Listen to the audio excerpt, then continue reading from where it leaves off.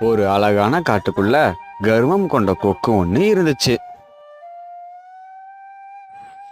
என்ன கொக்காரே, பார்த்து ரொம்ப நாள் ஆச்சு. ஒரு வாரத்துக்கு முன்னாடி மைனாவை விட்டு உங்களை கூப்பிட்டனே, நீங்க வரவே இல்லை.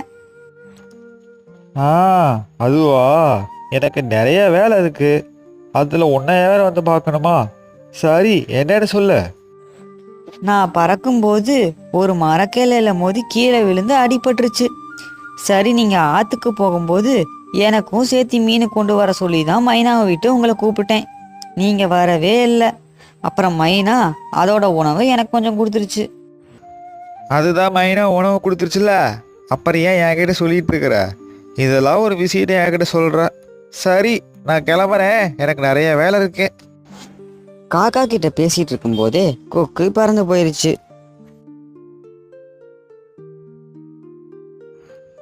அட, இந்த குளத்துல மீனை சாப்பிட்டு சாப்பிட்டு சலிச்சு போச்சு. இன்னைக்கு புதுசாக சாப்பிடணும். ஐடியா! பக்கத்தில் இருக்கிற நகரத்துக்கு போய் அங்கே இருக்கிற நதியில் மீனை பிடிப்போம். அது ரொம்ப டேஸ்டாக இருக்கும். இப்படி சொல்லி கொக்கு பக்கத்தில் இருக்கிற நகரத்துக்கு போச்சு. அங்க ஒரு ஏரியில போய் நின்னுச்சு.